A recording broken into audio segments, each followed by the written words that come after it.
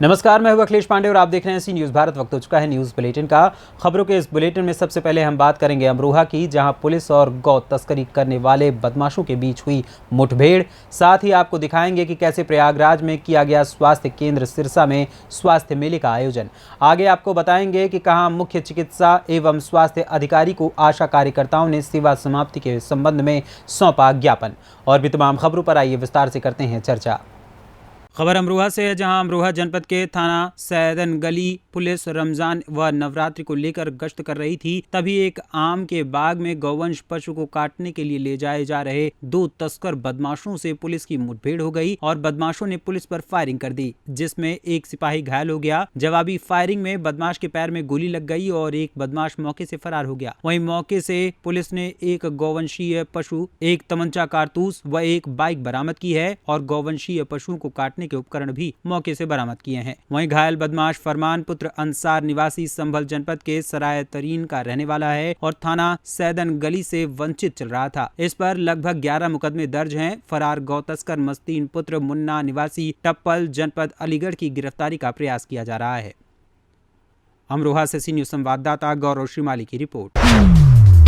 श्रीमद् भागवत के प्रसाद से राजा परीक्षित के राजकाज करते हुए भी अंत में भगवान की प्राप्ति हुई, क्योंकि उन्होंने श्रीमद् भागवत का श्रवण एवं यज्ञ किया था। हम लोग भी महायज्ञ में अपना समय एवं सहयोग देकर अपना मंगल कर सकते हैं। ये बातें मोतिहारी में महायज्ञ में संत भक्त वत्सल महाराज के सानिध्य में हो रहे दलपत बिशुनपुर में चल रहे नवरात्रि व राम जानकी मंदिर तथा वैष्णवी माता मंदिर के प्राण प्रतिष्ठा के वार्षिक महोत्सव पर आयोजित महायज्ञ में वृंदावन से पधारे कथावाचक संत ध्रुव कृष्ण के मुखारबिंद से संध्याकालीन श्रीमद् भागवत कथा श्रवण के दौरान बोले गए, जिसमें श्रोताओं को ध्रुव कृष्ण द्वारा नंद भवन व नंदगांव की कृष्ण लीला को बहुत ही भाव से श्रवण कराया गया। इस दौरान सैकड़ों की संख्या में श्रोता मौजूद रहे। मोतिहारी से सी न्यूज़ संवाददाता नवीन कुमार की रिपोर्ट।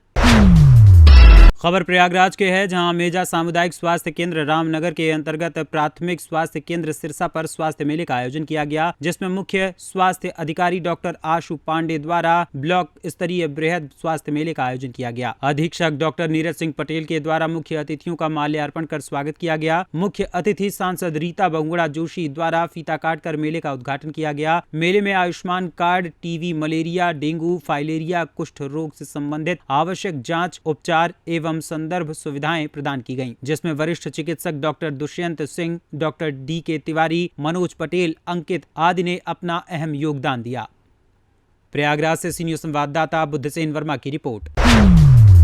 खबर अमेठी से है, जहां अमेठी में आरिफ के बाद अब सुल्तानपुर में सारस पालना अफरोज को महंगा पड़ गया। बीती रात अफरोज के घर पहुंची वन विभाग की टीम ने सारस को कब्जे में ले लिया और उसे वन विभाग लेकर चली गई। वहीं सारस को ले जाने के बाद अफरोज बेहद निराश है। दरअसल बीते दिनों अमेठी के रहने वाले आरिफ और उसके दोस्त सारस की जुदाई की कहानी अभी ठंडी भी नहीं पड़ी थी कि सुल्तानपुर का अफरोज भी सारस से दोस्ती के कारण सुर्खियों में आ गया। सोशल मीडिया पर खबरें चली तो बीती रात सुल्तानपुर के देहात कोतवाली के छतौना गांव के रहने वाले अफरोज के घर वन विभाग की टीम पहुंच गई और सारस को जब्त कर वन विभाग लेकर चली आई। वहीं सारस को ले जाने के बाद से अफरोज बेहद निराश है। अफरोज की माने तो करीब 6 माह पहले उसे ये सारस चांदा के पास मिला था। कुत्ते, बिल्ली इत्यादि जानवरों से बचाने के लिए अफरोज उसे अपने घर छतौना ले गया, जहां कुछ ही दिनों में ये सारस उससे हिल मिल गया। घर वाले इसे स्वीटी के नाम से पुकारने लगे। तब से ये सारस अफरोज के साथ खेलता, कूदता और खाता पीता था। वहीं सारस के जाने के बाद अफरोज बेहद निराश नजर आ रहा है। उसकी माने तो हर तरह से लिखा पढ़ी को तैयार है कि सारस को किसी भी हाल में नुकसान नहीं पहुंचाएगा। वहीं इस मामले में अफरोज खान के अलावा जिला वन अधिकारी सुल्तानपुर आर.के. त्रिपाठी ने क्या कुछ कहा, आइए आपको वो भी सुनाते हैं। जी, मेरा नाम है अफरोज खान, सुल्तानपुर का रहने वाला हूँ। भैया क्या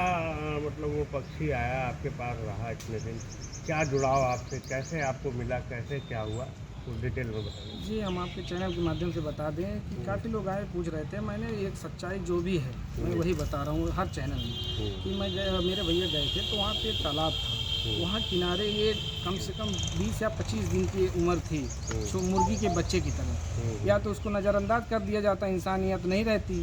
उसको भैया ने देखा वो गिर रहा था, चाहे कोई भी जानवर या जंगली जानवर उसे खा जा लेती, मगर नहीं, मेरे भैया ने लेके आए। तब से मेरी माता जी और मेरे घर वाली खास तौर से जब वो अपना मुंह नहीं खोलता था, उसकी चोंच खोल के उसमें दाना और आटा खिलाया जा रहा था। आज वो हमारे बीच में 5.5 या 6 महीने से जी जी तो इसकी जानकारी आप लोगों ने किसी को मतलब नहीं दी कि मतलब बाहरी जी पक्षी जी है जी या मैंने अभी तक ये नहीं मालूम था कि स्टेट पक्षी है। जब से आरिफ भाई का मामला हुआ तब से हम लोग न्यूज़ में देखने लगे कि ये स्टेट पक्षी है, जिसकी हम लोग ये भाई कबूतर और तोता और हमारे पास मुर्गे उर्गे हैं, सब चीज़ पालते हैं। कभी ऐसी कोई दिक्कत नहीं। जब से आरिफ भाई का मामला आया तो घर वाले बोलने लगे कि अफरोज एक बार चले जाओ, वन विभाग से एक बार मिल लो। मैं कल मिलने वाला था, फिर अचानक अतुल जो हमारे रेंजर थे वो आ गए हमारे दरवाजे पर, तो मुलाकात हुई उनसे।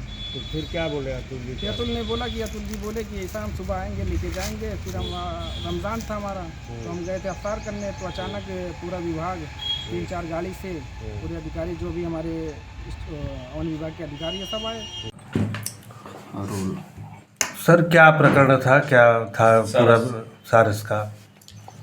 ये कल सूचना प्राप्त हुई थी दिन में कि लम्बुआ तहसील के अंतर्गत ग्राम छतैना में किसी ने एक सारस रखा हुआ है। तो जैसा कि होता है, सूचना मिलते ही हम अपनी टीम को वहाँ भेजते हैं, और चूँकि ये वन्य जीव प्रकरण था इसलिए इसको अत्यंत गंभीरता से लेते हुए हमने अपने उप प्रभागी वनाधिकारी थे श्री DK सिंह और क्षेत्रीय वनाधिकारी लम्बुआ मोहम्मद इब्राहिम, इनको पूरी की टीम के साथ मौके पर भेजा। तो ये खबर सत्य पाई गई, सारस वहाँ मिला, और इस वजह से वन्य जीव अधिनियम 1972 के तहत किसी भी जीव को, और ये राज्य पक्षी है, शेड्यूल 1B का है, इसको कोई व्यक्ति पाल नहीं सकता बिना परमिशन के। तो ये एक अवैध कार्य था, इसलिए जो उस व्यक्ति के यहाँ पाया गया, कोई मिस्टर अफरोज थे, उनके विरुद्ध सुसंगत धाराओं में हमने अपना जो मुकदमा होता है वो दर्ज किया है, और उसी समय उस सारस को हमारी टीम अपनी अभिरक्षा में लेकर के सकुशल सुल्तानपुर प्रभागी परिसर में ले आई है। सारस पूरी तरह स्वस्थ है, पानी पी रहा है, खाना खा रहा है, पूरी तरह स्वस्थ है। उसका मेडिकल चेकअप कराया गया है, फिर कराया जा रहा है छोड़ने के पहले। और इस प्रकरण में जो इसको प्राकृतवास में ही छोड़ना है। सुल्तानपुर से सी न्यूज़ संवाददाता शिव प्रसाद मौर्य की रिपोर्ट। टीकमगढ़ जिले के जतारा शहरी क्षेत्र में स्वास्थ्य विभाग द्वारा वर्ष 2018 में आशा कार्यकर्त्रियों की नियुक्ति की गई थी। कोरोना काल जैसे समय पर स्वास्थ्य विभाग द्वारा इन आशा कार्यकर्त्रियों से सेवा ली गई, लेकिन उन आशा कार्यकर्त्रियों को वर्ष 2018 से 2020 तक कार्यों की मद राशि का भुगतान किया गया। उसके बाद आज तक किसी भी प्रकार का कोई भुगतान नहीं किया गया। इस संबंध में आशा कार्यकर्त्रियों ने संबंधित अधिकारी से चर्चा की तो उन्होंने कहा कि आप लोगों की सेवा समाप्त कर दी गई। ऐसी परिस्थिति में इन आशा कार्यकर्त्रियों के सामने आर्थिक संकट खड़ा हो गया है, जिसको लेकर मुख्य चिकित्सा अधिकारी को सामूहिक रूप से एकत्रित होकर निराकरण को लेकर ज्ञापन सौंपा गया। क्या नाम आपका? रानी दुबे। क्या समस्या लेके आप? ये समस्या मैं भुगतान नहीं हो रहा, आशा कार्ड करता हूँ और भुगतान हो नहीं रहा 2020 से। इस समस्या को लेकर यहाँ आए थे हम लोग। कितनी आंगनबाड़ी कार्यकर्ता है? आशा 14 आशा कार्यकर्ता है, 14-15 है। कब से आप लोग सदस्य? 2018 से। क्या कारण आपको भुगतान नहीं हो पा रहा? अब वो तो ये बोला कि आप लोगों की फर्जी नियुक्ति हुई है, तो इस वजह से नहीं हुआ, पोर्टल पे नाम नहीं है। हम कह रहे हैं ये पूरा स्टाफ बोलते हैं हॉस्पिटल का वहाँ पे। कितने दिन से परेशान हो रहे हैं? हम लोगों को 3 साल हो चुके हैं। 2020 से परेशान हो रहे हैं हम लोग। 2018 में तक तो आया है, हाँ। 20 के बाद नहीं आया, 20 से आना बंद हो गया। कोविड पे काम किया हम लोगों ने पूरे टाइम, जो बताया मतलब पेशेंटों को एडमिट भी कराया है, वहाँ पे ड्यूटी भी की है 12 घंटे। सुबह से 8 बजे से चले जाते थे, शाम को 5 बजे आते थे। और कोविड का भी कोई पैसा नहीं मिला हम लोगों को। किस मामले को लेकर? ये जो बहनें खड़ी हैं ये आशा कार्यकर्ता बहनें हैं। ये भारतीय मजदूर संघ से संबद्ध महासंघ है जो मध्य प्रदेश आशा कार्यकर्ता संघ, उसकी मेंबर हैं। और इन बहनों को 2018 में नियुक्ति आदेश दिया गया आशा के पद पे काम करने के लिए। 2020 तक इन्होंने कोविड जैसी महामारी में घर घर जाके अपनी सेवाएं उपलब्ध कराई हैं। टीकमगढ़ क्षेत्र में चूंकि काम कर रही हैं, इसलिए हम लोगों ने आज मुख्य चिकित्सा अधिकारी को इनके मांगों के लिए आवेदन दिया है कि इन कार्यकर्ताओं को बिना किसी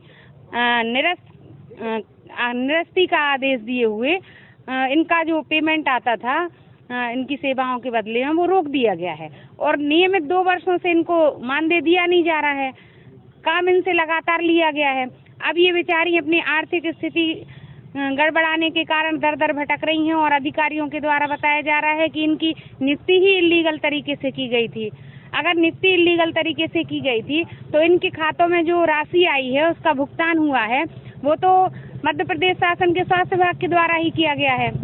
नियुक्ति अगर इल्लीगल थी तो इन बहनों को उसकी निरस्ती का आदेश नहीं दिया गया और उस सक्षम अधिकारी पर आज दिनांक तक कोई कार्रवाई नहीं की गई जिसने इल्लीगल तरीके से ऐसी नियुक्तियां की हैं और इन बहनों को भटकाया हुआ है। बहनों से बार बार राशि भी वसूल की गई है कि आपका काम 6 महीने में हो जाएगा, पोर्टल पर नाम चढ़ जाएगा। 1 साल हो गया है इनको एक बार और राशि दिए हुए, तो इल्लीगल तरीके से इन लोगों से राशि भी वहाँ ली गई है जतारा शहरी में।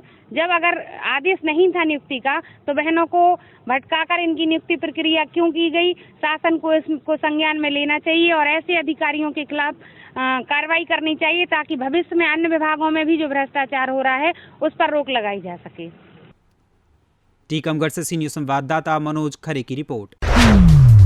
खबर जौनपुर से है, जहां मौर्य समाज द्वारा सम्राट अशोक महान की 2327वीं जयंती बड़े ही उत्साह पूर्वक और हर्षोल्लास के साथ मनाई गई। लाइन बाजार थाना क्षेत्र के लखनपुर गांव में जिला शाक्य सोसाइटी द्वारा आयोजित किए गए जयंती समारोह में क्षेत्र के सैकड़ों महिलाओं को जहां वस्त्र दान किया गया, वहीं इस दौरान सांस्कृतिक कार्यक्रम भी आयोजित किए गए। ये कार्यक्रम जौनपुर के अशोक सम्राट भवन में आयोजित किया गया था। कार्यक्रम में जिले भर के कोने कोने से आए हुए सैकड़ों लोगों ने बढ़ चढ़कर हिस्सा लिया।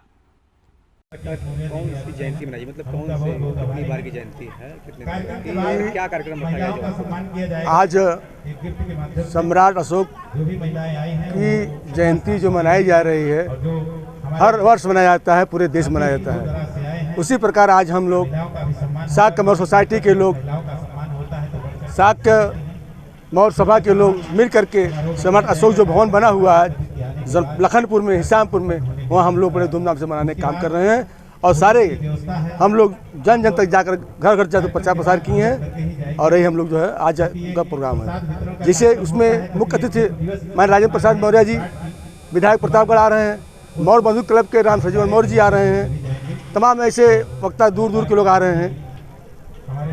ये महोत्सव मनाने का मतलब उद्देश्य क्या आपका है? देश हमारे पूर्वज हैं, हमारे पूर्वज हैं, उनका जब जाहिर सी बात है कि अपने पूर्वज का लोग याद करते हैं तो हर वर्ष हर साल हम लोग मनाते हैं। क्या कार्यक्रम रखा गया इसमें, मतलब समारोह में और क्या कार्यक्रम? समारोह में हम लोग गरीबों को कुछ वस्त्र दान करेंगे, गरीब महिलाओं को साड़ी वितरण करेंगे, हम हर वर्ष करते रहते हैं, उसी बात इस बार कर रहे हैं हम लोग। जौनपुर से सी न्यूज़ संवाददाता शशिकांत की रिपोर्ट। मामला तहसील गरौठा के अंतर्गत आने वाले थाना ककरवई का है, जहां पर ग्राम कैरोखर प्रमोद यादव पुत्र कल्लू यादव ने थाने में दिए प्रार्थना पत्र में आरोप लगाते हुए बताया कि प्रार्थी मौजा कैरोखर की कचरा वाली खेत पर गेहूं की फसल इकट्ठा कर रहा था कि तभी 28 मार्च की रात्रि को स्किल मौजा में बागर वाले खेत में रखी राई की कटी फसल को सैका लगा हुआ था, जिस पर आग लग गई, जिसे देखते ही प्रार्थी व प्रार्थी का भाई श्यामकरण आग बुझाने के लिए दौड़े तो देखा कि गांव के छुटकन पुत्र मथुरा यादव व भलू व अब्बी पुत्रगण रमेश यादव निवासी ग्राम कैराखर एवं 2 अज्ञात लोगों के साथ राई के सैका में आग लगाई जा रही थी। इसी मसले को लेकर पीड़ित ने पुलिस से न्याय की गुहार लगाई है। क्या नाम है आपका? हमारा प्रमोद यादव नाम है। कहाँ के निवासी हैं? कैरोखर के सर। क्या समस्या है आपकी? सर जो है आग लगा दी गई 9 साढ़े 9 बजे की रात लगभग। यहाँ पास में हमारा खेत है, वहाँ पे हम लोग वहाँ जो यहीं पे थे वो गेहूँ इकट्ठा कर रहे थे, कटे डले, तो यहाँ लू देखा नहीं तो हम लोग दौड़े, यहाँ से जो है थोड़ी दूर है तो यहाँ आए बमूरा के किनारे, तो यहाँ जो है 5 लोग खड़े हुए थे। आप पहचानते हैं उन लोगों को? हाँ बिल्कुल पहचानते। कौन थे? एक छुटकन यादव और दूसरा जो है अब्बी और भलू यादव। फसल किस चीज़ की थी आपकी? राई। कितने बीघे का नुकसान हुआ? 3 बीघा का नुकसान है। कीमत कितनी होगी जिसकी करीब? अब सर ये तो नहीं बता सकते हैं, लेकिन आप क्या चाहते? हम तो ये चाहते हैं कि कार्रवाई हो, जो अपराधी हो, मतलब जिसने जो किया है गलत, उसके लिए सख्त कानून कार्रवाई की जाए। आपने इसकी शिकायत थाने में की है? बिल्कुल की सर। क्या आश्वासन मिला वहाँ से? वहाँ से ये मिला है कि जो है कार्रवाई होगी जाँच के बाद। गरौठा झांसी से सी न्यूज़ संवाददाता आशुतोष गोस्वामी की रिपोर्ट। झांसी के मऊ रानीपुर नगर में श्री राम नवमी पर्व के पूर्व नगर पालिका चौराहे पर भव्य श्री राम दरबार का आयोजन किया गया, जिसमें मुख्य रूप से नगर के व्यापारियों, समाज सेवियों, पत्रकारों के साथ साथ प्रशासनिक अधिकारी भी मौजूद रहे। श्री राम दरबार नगर में पहली बार आयोजित किया गया, जिसको देखने के लिए बड़ी संख्या में नगरवासी नगर पालिका चौराहे पर पहुंचे। वहीं कार्यक्रम के दौरान श्री राम दरबार की भव्य आरती उतारी गई। साथ ही भंडारे का आयोजन काजल जीतू अहिरवार द्वारा किया गया, जिसमें सैकड़ों लोगों ने प्रसाद ग्रहण किया। क्या नाम है मैडम आपका? मेरा नाम काजल जीतू अहिरवार है, मऊरानीपुर से। जी, आज नगर पालिका चौराहे पे किस चीज़ का प्रोग्राम चल रहा था मैडम? ये चौराहे पे हमारे नगर पालिका चौराहे पर राम राजा दरबार का भव्य आयोजन किया गया था, जो कि नगर में पहली बार आयोजित हुआ था। आपको कैसा लग रहा है इसमें? बहुत ही अच्छा लग रहा है, क्योंकि यहाँ पे सारे नगरवासी उपस्थित हुए थे, साथ साथ एसडीएम महोदय जी भी आए थे, तो बहुत ही खुशी का एहसास हुआ। तो यहाँ पर पहली बार हुआ कि पहली भी होती रही? पहली बार हुई। और यहाँ पर भंडारा कुछ हुआ क्या? जी, साथ साथ प्रसाद भी वितरण हुआ। तो ऐसा ना हर साल होने चाहिए ऐसा? जी बिल्कुल, हर साल आयोजित होना चाहिए और अच्छे से आयोजित होना चाहिए। मऊ रानीपुर झांसी से सी न्यूज संवाददाता चंदू राइन की रिपोर्ट। खबर कन्नौज से है, जहां प्रेमी के साथ मिलकर मां बाप की हत्या के मामले में कोर्ट ने सजा सुनाई। जिला जज अजय कुमार श्रीवास्तव ने प्रेमी प्रेमिका को आजीवन कारावास की सजा सुनाई है। 50,000 रुपए का जुर्माना भी लगाया है। रिश्ते में मामा है प्रेमी, अवैध संबंधों में बाधक बनने पर 2018 में हत्या की गई थी। थाना गुरसाहिगंज से संबंधित है और ये घटना जो है 9/10/2018 की। इस घटना में ये हुआ था, 2 लोग की हत्या हुई थी। दोनों पति पत्नी थे और इनकी हत्या इसकी पुत्री जो अभियुक्ता है और इसके मामा यानी मृतक के साले के द्वारा की गई थी। इन दोनों के बीच, मामा और भांजी के बीच अवैध संबंध थे और उसी अवैध संबंध में जब उसकी माँ ने उसको देख लिया तो उसने जब रोका टोका तो इसने गाली गलौज की और फिर अपने प्रेमी जो उसका मामा भी था उसको मिला के षड्यंत्र करके घर के ऊपर बुला के दोनों की धारदार हथियार से यानी अपने माता और पिता की हत्या कर दी। हत्या के बाद ये दोनों घर से फरार हो गए थे। तब मृतक जो था रमेश चंद, उसके भाई ने इसकी FIR लिखाई की। कन्नौज से सी न्यूज संवाददाता सीबू सैनी की रिपोर्ट। खबर कानपुर देहात से है, जहां उत्तर प्रदेश सरकार की मंशा अनुरूप सभी जगह पुरानी विद्युत लाइनों को हटाकर नया करने के लिए कानपुर देहात नगर पंचायत मूसा नगर में पुरानी जर्जर विद्युत लाइन हटाकर नई लाइन बनाने के लिए कार्य शुरू हुआ। रैपिड पावर सॉल्यूशन कंपनी को ठेका मिला है। मूसा नगर के जेई सत्येंद्र गुप्ता, भाजपा नेता राजेंद्र अग्रवाल, अखिलेश सोनकर, राकेश गुप्ता ने पूजन करके कार्य का शुभारंभ किया। कानपुर देहात की सभी नगर पंचायतों में लाइन कन्वर्जन का कार्य आज से शुरू हुआ। कानपुर देहात से सी न्यूज संवाददाता अनूप कुमार की रिपोर्ट। फिलहाल के लिए इस न्यूज बुलेटिन में बस इतना ही। देश दुनिया की तमाम खबरों के लिए देखते रहें सी न्यूज भारत। हर खबर आपके साथ, आपके हाथ।